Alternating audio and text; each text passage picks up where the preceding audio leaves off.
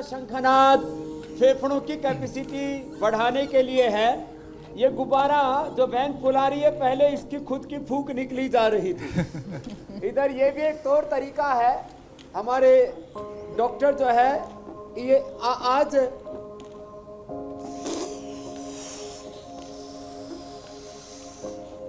ये कई तरीके हैं जिससे हम अपनी लंग की कैपेसिटी को बढ़ा सकते हैं।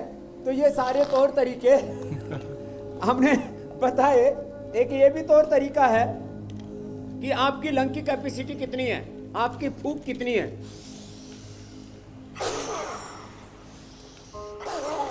तो जब फूंक मारते हैं तो ये नीचे जाता है और एकदम से जब नीचे जाए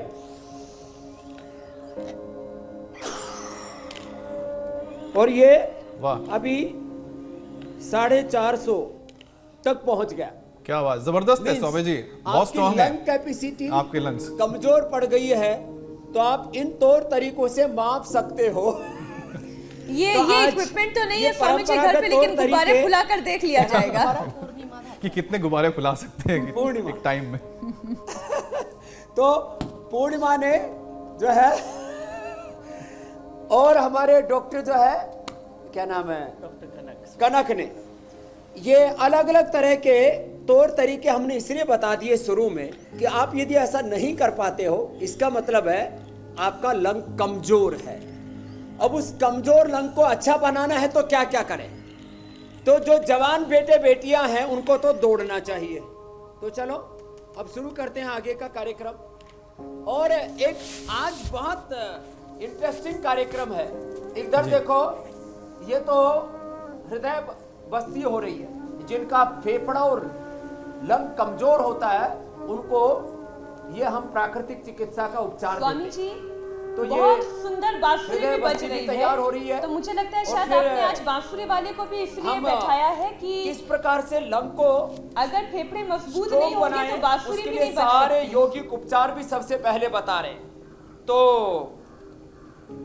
पीछे सूर्य चिकित्सा भी चल रही है। सामने सूर्योदय हो रहा है अभी पेड़ के पीछे से, और ये सूर्य की किरणें कम मिलने से भी, और खास करके जिनके घरों में सूर्य का प्रकाश नहीं आता उनका लंग कमजोर हो जाता है, उनके विटामिन डी भी कमजोर हो जाता है, उनको हार्ट की, ब्रेन, नर्वस सिस्टम की, डिप्रेशन की भी बीमारी हो जाती है।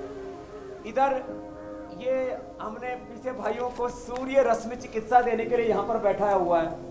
फिर इसमें स्टीम भी देते हैं, एक भाई को यहाँ बैठाया हुआ है। तो आज अलग अलग रंग हैं। और आज मैं कहता हूँ जो जवान उनको सुबह तेज दौड़ना चाहिए, जो बड़ी उम्र वाले हैं, वरिष्ठ नागरिक हैं, सीनियर सिटीजन्स हैं, उनको चलना चाहिए। मैं रोज दौड़ लगाता हूं। दिसंबर जनवरी में 100 ग्राम, फरवरी में 200 ग्राम, मार्च में 300 ग्राम, अप्रैल में 500 ग्राम पसीना सुबह बहाता हूं। तो आज महर्षि दयानंद की जयंती भी है। महर्षि दयानंद मेरे आध्यात्मिक जीवन के आदर्श हैं और हमें लोगों को रोगियों को निरोगी बना करके, उनको उपयोगी बना के, उनके भीतर की योग शक्ति से आत्मशक्ति, उनके भीतर की प्रभु भक्ति और राष्ट्र भक्ति को जगा करके हमें आगे बढ़ाना है। और उसमें इंडिया टीवी एक बहुत बड़ी भूमिका निभा रहा है। मीनाक्षी जी, आपको ज्योत्सना जी हमारे बीच बीच में आती रहती है, सुरभि जी, हमारे भाई अमित जी, हुसैन जी, और हमारे बड़े भाई श्रद्धेय रजत जी, वो खुद भी योग करते हैं, और ऋतु जी भी, और सबको योगी बना रहे हैं। तो महर्षि दयानंद के लिए 2 शब्द कहते हुए आज के यौगिक जॉगिंग के साथ शुरुआत कर रहे हैं। लंबे लंबे श्वासों के साथ करें। हाँ, तो चलिए। अभी तो और संभलना है, अभी तो और संभलना है, ऋषि दयानंद के सपनों को हमें पूरा करना है, अभी तो और संभलना है। लंबे लंबे शास्त्र के साथ रोज कर लिया करें।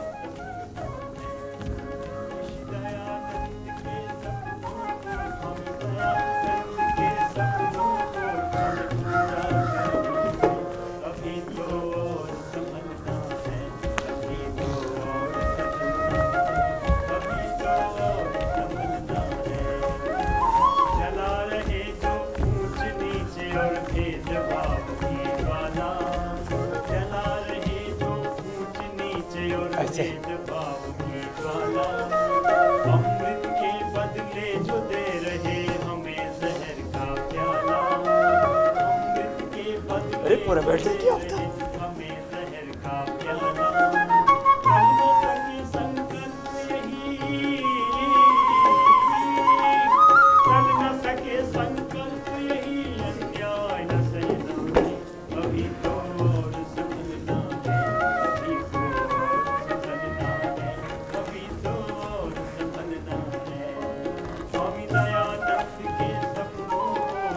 दयानंद के सपनों को हमें पूरा करना। कई तरह का ढोंग, आडंबर, पाखंड, अंधविश्वास, भेदभाव, छुआछूत, डिस्क्रिमिनेशन, इनजस्टिस, अज्ञान है, अंधकार है। और वो चिकित्सा के नाम पर भी, धर्म अध्यात्म के नाम पर भी, राजनीति के नाम पर भी कई तरह का पाखंड चलता है। उन्होंने पाखंड खंडनी पताका फहराई थी, ये तो लंग के लिए बड़ा जबरदस्त है। जिनके मन पर मैल पुराना हो जमा हुआ मुद्दत से, जिनके मन पर मैल पुराना, हर पाखंडों के बंधों से है उनको हमें बचाना। पाखंडों के बंधों से है उनको हमें बचाना। भूले भटके फिरे जहां में हो, भूले भटके फिरे जहां में राह दिखाना। अभी तो और संभलना है, अभी तो और संभलना है, अभी तो और संभलना है। ऋषि दयानंद के सपनों को, स्वामी दयानंद के सपनों को हमें पूरा करना है, अभी तो और संभलना है। आज महर्षि दयानंद की स्मृति के साथ बोले महर्षि दयानंद की जय, गुरुवर विरजानंद की जय के साथ हम महापुरुषों को भी याद करते रहते हैं, लंबे लंबे श्वासों के साथ। देखो ये योगिक जोगिंग भी तो रोज कर लेंगे ना, उनके लंग से लेकर के पूरी बॉडी स्ट्रांग हो जाती है। तो मीनाक्षी जी आप तो इतनी स्ट्रांग हो गई हो कि हम तो दूसरों को कराते कराते ही सब प्रकार का आरोग्य पा लेते हैं। स्वामी जी, कभी बीपी, कभी शुगर, कभी थायराइड, कभी अस्थमा, कभी आर्थराइटिस, कभी कैंसर।